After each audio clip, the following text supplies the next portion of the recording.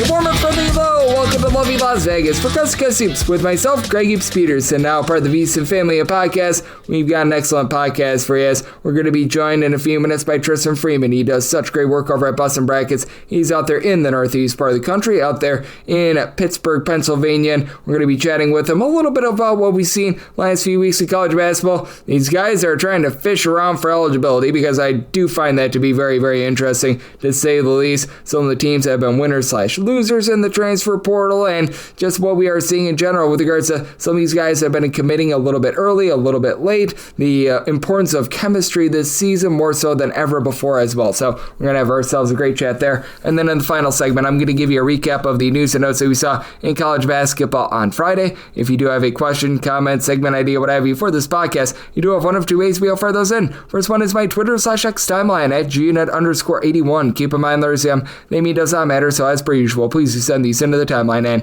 the other way, that is find an Apple Podcast review. If you rate this podcast 5 stars, it is very much appreciated. From there, you're able to fire in whatever you'd like to hear on this podcast by that 5-star review. While we did not get in any Twitter/X questions today, everything that is powered by EdgeBoost. Over at EdgeBoost.bet, when you utilize the promo code of Greg, G-R-E-G, you're going to be able to get a $1 match on your first deposit of up to $25. Additionally, when you use EdgeBoost, you get cashback rewards whenever you utilize it. You're able to have access to your funds 24/7, 365 on leap years 366 as well. So they do a great job of getting you all squared away there. And how about if we do get squared away, our chat with Tristan Freeman, because he does such a great job of being able to gauge this great game that we all know and love of college basketball all 12 months out of the year. Tristan, he's really a 5-tool player when it comes to gauging college basketball.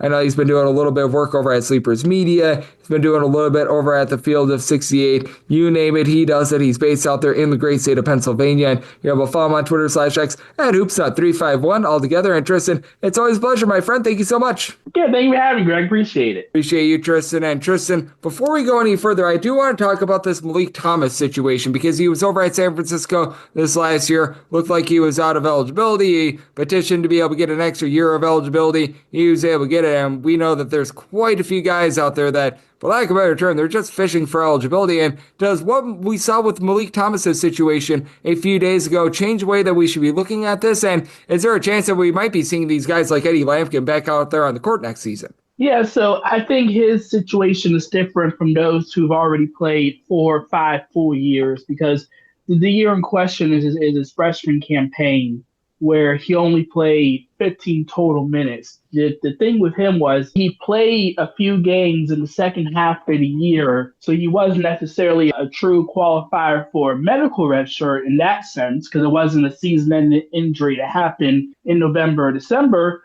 But I guess since he only played, 15 minutes combined, I guess that could have been it. So maybe it's the NCAA's way of sort of creating a different kind of threshold, which I think is only going to lead to issues moving on with guys, in their first year or whatever. But I do think for those who only play a very, very limited amount, it's good news. We've seen other guys in that situation, but guys like Lampkin is looking for effectively either the NCAA creating a 5th year with the House settlement, which is still going to be delayed, or a judge saying, hey, you can't enforce eligibility and guys can play for as long as they want. That's longer down the road, but I do think for Thomas, he still got the traditional medical waiver of sorts. Oh, okay, because it's been so interesting to take a look at all these situations, and it is very, very fascinating to take a look at, to say the least. And how do you think that we are trending with regards to this? Because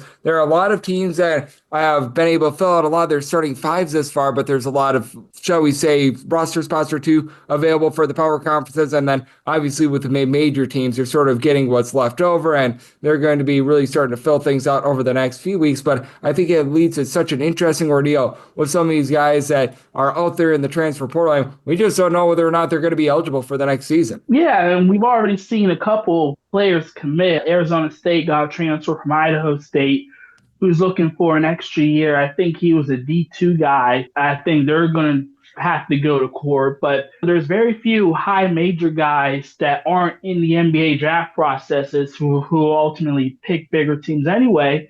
And now it's, do you try and get commitments from guys who need to find an extra year or probably have to sue. And it's either that or maybe see if you can find international guys. We're seeing more of them come down as well. Maybe JUCO or see if there's a D2 star that can move up. But yeah, without the fifth year COVID guys, the ones who did enter the portal, they're not all those who are good enough to move up, they've already taken spots, and there are still plenty of teams who need to fill out their rosters. So, desperate times, comes for desperate pickups, and maybe we'll start to see some of those who don't have eligibility start to come off the board.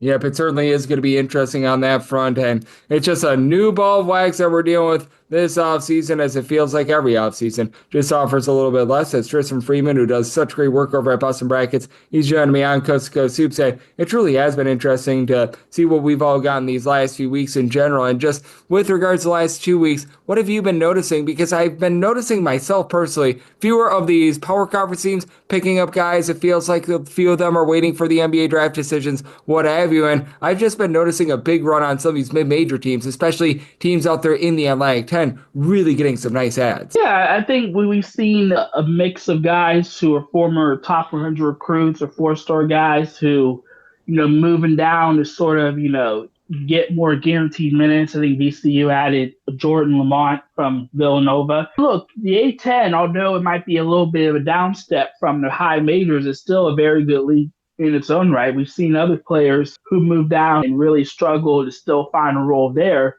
So it's very possible. But yeah, the A10 definitely has benefited from whatever improved revenue sharing, and now guys who can get paid a decent amount and still play at a very, solid league can benefit from that. Besides just VCU and Dayton and St. Louis, other teams, GW and George Mason got players, and even Duquesne was able to get a John Hughley, who was a former high major guy as well. So it was a good offseason collectively for the A10, and we'll see whether it comes to fruition that can help them get multiple bids again. Yep, I think that was such a big pickup, and you've seen John Hughley up close and in person, and the fact that he's now able to pop it from three-point range as well, he was able to develop his part of that game over the last, we're going to call it about 24 or so months. I think that's big for him, and I do think that as well, as we do have Tristan Freeman, who does great work over at Boston Brackets, joining me on Coast to Coast Hoops. It's also been really interesting to see what we've seen on the Big South as well, which that's not necessarily a conference that a lot of people look at and think, oh, this is going to be a hotbed for transfers and everything like that. But High Point, if you look at like the metrics in terms of top transfer classes in all of college basketball, they've been quite high. Longwood has been able to do a solid job of bringing in some guys. Winthrop, even Charleston Southern has as well. What have you made out of some of these lesser conferences, for lack of a better term, that have stepped up and feels like money out there in the Southland? These NIL funds have grown bigger and bigger, and some of these mid-major / low major conferences have really stepped up to the plate. Yeah, I think the schools in the Big South, as you name, I think High Point is a program that has funds. Radford made an interesting hire with a coach that seemingly has connections as well that helped out with money too. And look, for guys who know that they're going to have to transfer down, there are definitely better situations than others. And I think, the Big South has teams who have good resources, the CAA.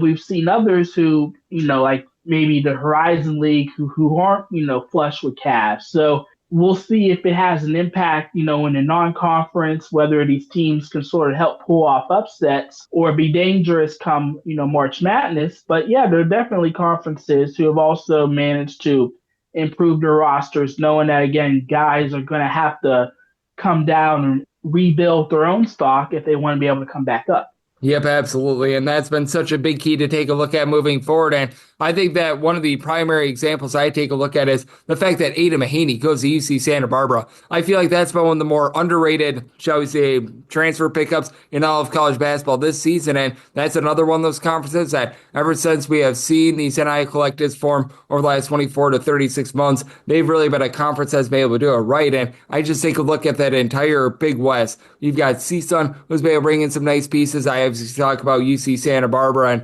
UC Irvine doesn't necessarily bring in a ton of transfers, but they just do it right in general. And I think that they've done an amazing job this offseason once again. Even UC San Diego, who have went through a coaching change, but have added some really nice pieces over the last week or so. Yeah, and if you want to include the WCC as well, I think one advantage that the schools out west has is that they have, the geography and location, especially those who are closer to LA.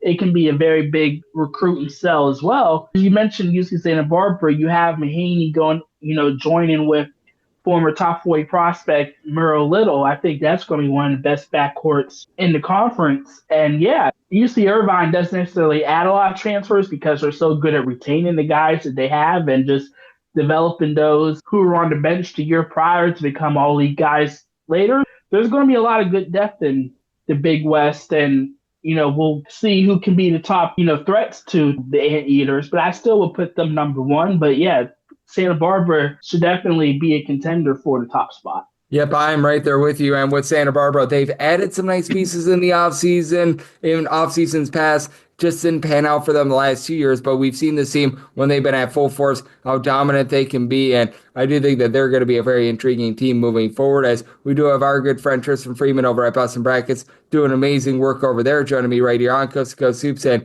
over the last few weeks it has been very interesting to take a look at sort of the level of transfers that we are getting as well, and I do think that now is the time where you start to see these teams sort of gamble on upside. Some of these guys are former top 150, top 200 recruits that maybe didn't see the floor at the power conference level, what have you, decide to go down a level. How do you take a look at those sorts of transfers? Because I think that those are ultimately the biggest rolls of the dice, because you can see a guy like a Braden Podziemski who goes down from Illinois to Santa Clara and then all of a sudden becomes a first-round draft pick. And then I still remember, I forget who his name was, but there was some guy that was a former top 75 recruit. I think that he was over at Arizona State, and then he ended up at the NAIA level a few years later. So you certainly have both sides of the coin, but how do you take a look at those formerly highly touted guys coming out of high school that decide to go down a level? Because I do think that they are at this point the biggest question mark. Yeah, and Greg, you every year do your preseason power rankings for all the conferences, and the hardest ones are always going to be the mid-major ones because you don't know who breaks out of nowhere. I mean, there could be a former top 100 guy that becomes a superstar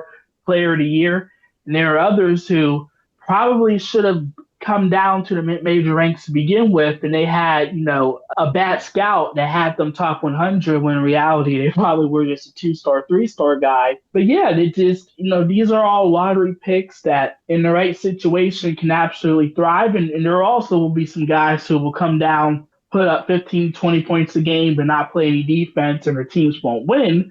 So it also comes down to whether or not those guys have a winning attitude to help their team win instead of just being stat stuffers as well. Yep, absolutely. And I think that that's such a big key with it as well. And that puts the shoe on the other side of the foot as well, because you do have a lot of these teams that they're bringing in these guys that were rock solid performers out there at insert your favorite mid-major school here, averaging 15 plus points per game. They go up a level, and that's always interesting to see how that translates as well, because a lot of these guys, they become role players, and them taking that sort of setback from being the number one guy to being a number 3 to a number 4 guy is always interesting, because sometimes it pans out really, really well, and other times it just becomes a big giant disaster in and of itself as well. Yeah, one good example of that I think would be Michael Ajayi, who was the star of Pepperdine, averaged around 20 and 10, goes to Gonzaga and just absolutely craters as the fifth option, averaging around 5 points and 3 rebounds, and ended up being demoted to the bench. I mean, he wasn't able to do better at a new role, and it can be hard because you're not guaranteed shots, you're not guaranteed touches, and if you're not an elite defender, then your impact is not going to be felt. So it's definitely a different process for everyone. Some guys can do it better. Some guys, Chaz Lanier went from the star of North Florida to the star of Tennessee offensively.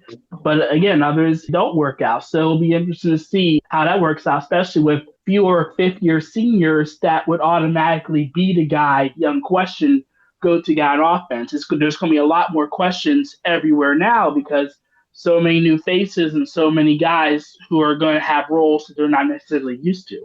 Yep, there's no question about it. There is going to be a lot of unfamiliarity with these guys, and it's always so interesting to be able to gauge. And something that I want to gauge with you, Tristan, is just a team or two that you've evaluated over the last 2 or 3 weeks that you're really starting to feel bullish on, and they're not getting the love that they deserve because I mentioned it. Lots of guys have been coming off the board the last few weeks. Feels like more of these power conference teams, they've got a lot of things set in stone, / they're holding out those final 1 or 2 scholarships for these NBA draft decisions, the decisions that we might be seeing in terms of these guys in the portal that might be able to get a little bit more eligibility. But has there been a team over the last few weeks that you just really love what they've added in general? Yeah, I think a couple teams are on the positive side of things. You can't really talk about NC State yet until it's official with PJ Haggerty. But one team that has done well is UConn.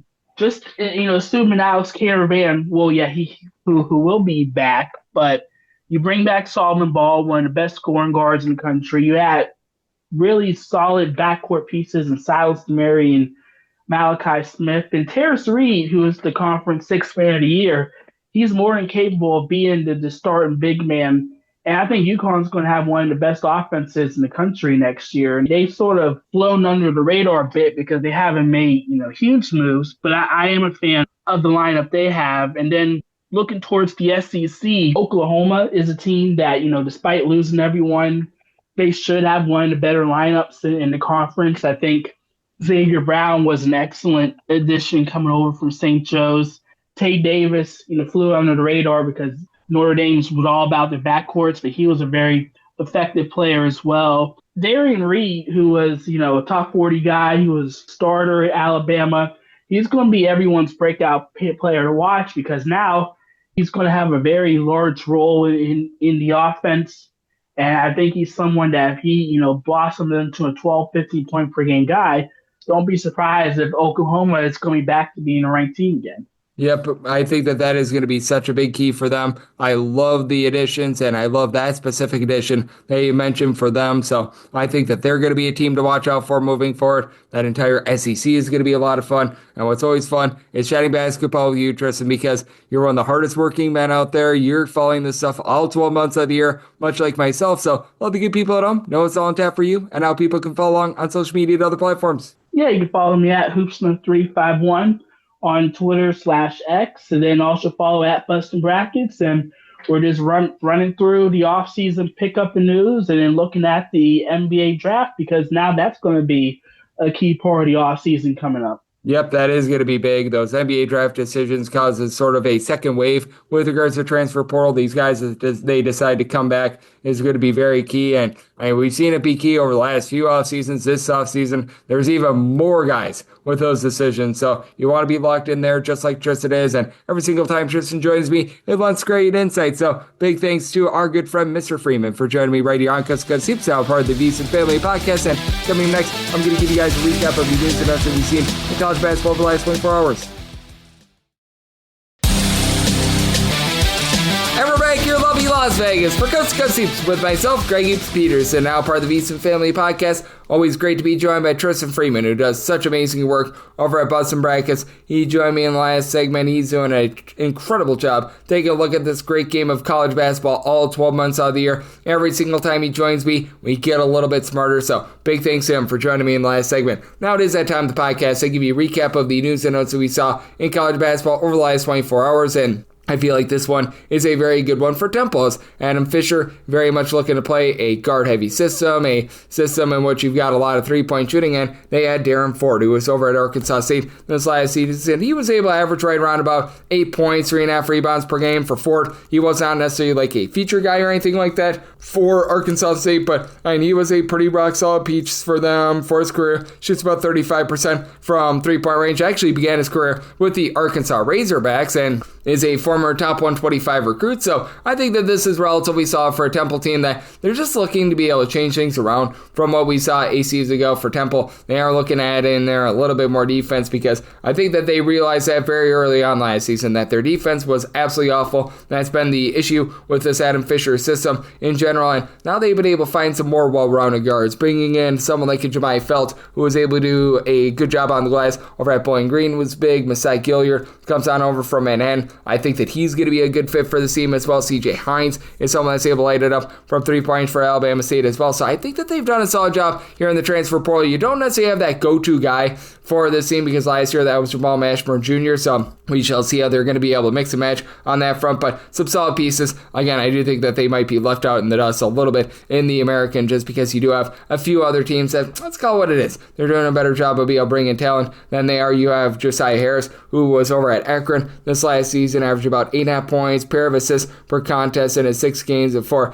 he was dealing with injury. He began his career over at West Virginia, was okay over at West Virginia, always had a nice assist to turnover ratio. He's decided that he is going to be going on over to Cleveland State, and with Cleveland State going through their coaching change in the offseason, this is a very big pickup for them because they're looking to turn over a little bit of a new identity. Last season, they did a really good job of being able to generate turnovers, and I do think that Harris is going to be able to do an okay job in that sort of a system as well, but if they're looking to be a little bit more breakneck, if they're looking to be a little bit more high octane, he's going to be able to fit that bill as well. You've got some really good versatility with the fact that he did begin his career over at West Virginia, and we've seen this team be able to add a few nice pieces with Ice Emery coming on over from Western Carolina. He was a double-figure scorer for them, Foster Wonders. He was always a solid three-point shooter over at UW Green Bay. Cleveland State really lacking something down low, but I do think that this is a backcourt that I like. Now the question becomes, what are you going to be able to get down low? Because they just have not added any big men in the transfer portal. They don't have a lot coming back after the coaching change, so that is a big giant question mark with them. This is not a question mark, though. Fat Brooks has decided that he is going to be going from Michigan to Central Michigan. He saw not a lot of playing time whatsoever last season. He saw limited minutes. He played 15 total games last season. So this is going to be a little bit more of an upside get for Central Michigan. And when it comes to Fat Brooks, he was actually the number one prospect according to 247 Sports out there in the state of Michigan for the class of 2024. Overall, more around about 180th in the country. It was just a really bad recruiting class for Michigan that state that season. But you know what? He's a guy that's able to give you a little bit of versatility at the point guard spot. Not necessarily a guy that I think is going to be some sort of a dynamo from three-point range or anything like that. But I mean, Central Michigan is not built around three-point shooting or anything like that. Central Michigan has actually become a little bit more of a defense-oriented team over the last few seasons. Now, we saw last season for Central Michigan, that was a defense that hit the skids just a little bit, but for Central Michigan, they're looking to be able to unearth that identity once again, and I feel like they've done a good job here in the transfer portal being able to address that. It's not like they've got 100 billion pieces, but that said, Fat Brooks, he's going to be able to help out a little bit. They've had some non-Division I transfers come in as well, so I do like what they're doing there. Probably could use a few more pieces to be able to fill out that roster, though. We'll see if those are going to be coming in the next few weeks, as this one has come as you've got Jacob Dar. He was over at Rice this last season, 7.5 points per contest. He has decided that he is going to be going to Seton Hall. Now, this does give Seton Hall a little bit more of what they need in three-point shooting, shot 37% from three, but if Jacob Dar is playing meaningful minutes out there in the Big East, your Big East team is doomed. I'm sorry, I'm just going to call it what it is, and for Seton Hall, I just feel like they're not getting it right here in the transfer portal. They finally had a guy that's able to give you a little bit of three-point shooting, but I mean, that was their ultimate kryptonite last season, and what does Seton Hall do in the transfer portal? Oh, let's bring in Stephon Payne, who's going to be able to give you a little bit of something down low. Like, I love Adam Clark as a player. Adam Clark is not going to give you anything on offense. Elijah Fisher is a guy that is an okay guard, but at the same time, he's not going to give you anything from three. Joshua Rivera, like, you just go down the list. What you needed for Seton Hall was shooting, and they brought in no shooting. Like, what are we doing here? So, yeah, great job, Seton Hall. You finally brought in a guy that's going to shoot it from three, but if this guy is playing, it's a human white flag because, well,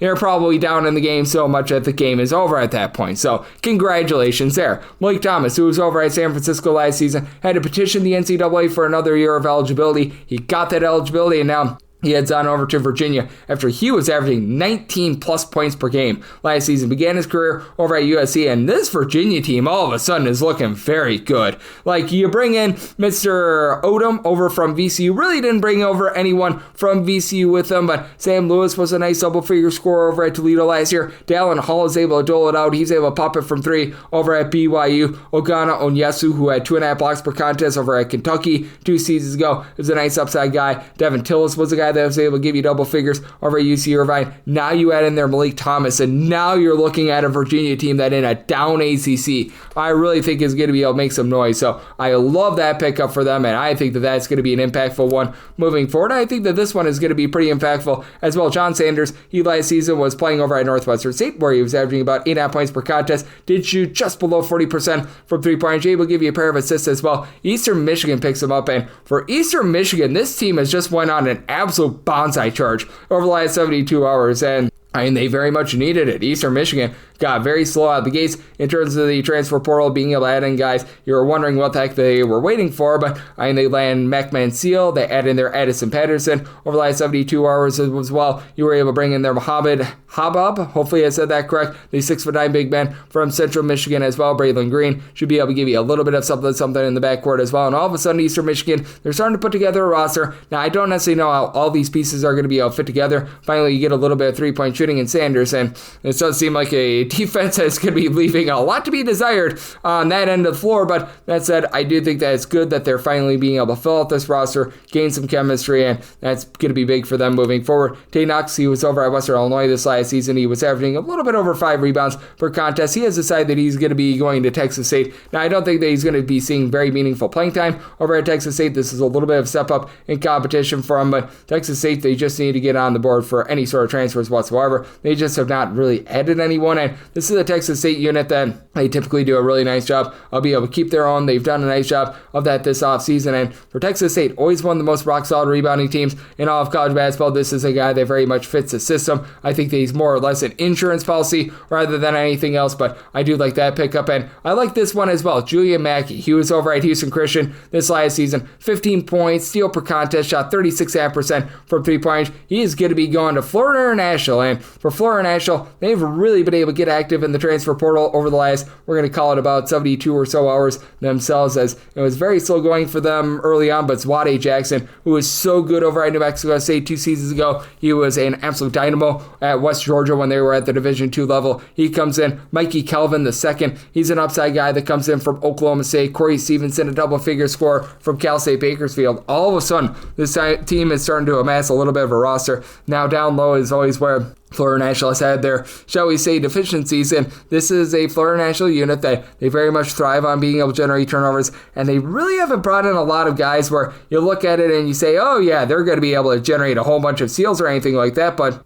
I do take a look at what they have built here in the last 96 or so hours. I've been quite impressed, so I do think that that was a pretty good pickup for them. This is also a pretty solid pickup, as you've got Sean Smith, who last season, he was over at Western Illinois, was logging for the team about 10.5 points, 3.5 assists, steal and a half per contest. He's decided that he's going to be going to Middle Tennessee. Middle Tennessee last year was really lacking the ability to generate turnovers. Smith was really the ball-hawking guard in that Western Illinois backcourt, so I do think that he's going to be a really good fit in terms of the system. And for Middle Tennessee, this team just year in and year out, they always find a way to be able to do a nice job of being able to guard the three-point line as well. They haven't brought in a lot via the transfer portal other than Javon Carter, who's coming out over from Penn State. They don't have a ton there, but they're going to be retaining much of their own backcourt from a season ago, so I think that that's going to be very impactful. And I think a guy like Smith coming in there, being able to give you a little bit more facilitation and guidance, I think is going to be really nice for them. And the big question is what you're going to be able to get down low for this team. As you saw with what they were able to do this past season, they were really able to elevate their game with that regard, but I do think that Middle Tennessee heading in the right direction there. Now they just need to add that big man in the portal. You've got Dwayne Karama, who was over at Lemoyne last season, and he was very rock solid. He was able to last season give the team 11.5 points, 7 boards per contest. That's going to be a guy that I think is going to be able to come in off the bench and be able to give you just a few filler minutes, for lack of a better term. I don't think that Dwayne Karama is coming into UConn and is going to be seeing like 40 minutes a game or anything like that, because if UConn has been playing 40 minutes a game, them getting their third title in 4 years, that is certainly not going to be happening. But I know it was a guy that at a lower level was able to give you some relatively nice production, and if he's your number 9, number 10 guy, you're probably staring at something nice. They've already brought in Malachi Smith, who should be able to do a nice job running the point from Dayton. Silas Emery was one of the top scorers over at Georgia last season. He's got a little bit in his bag as well, so I mean, that's a nice way to be able to fill out the roster if you're UConn. So I think that that's a relatively solid get. And what else is relatively solid is the fact that we've got this podcast running happening every single day,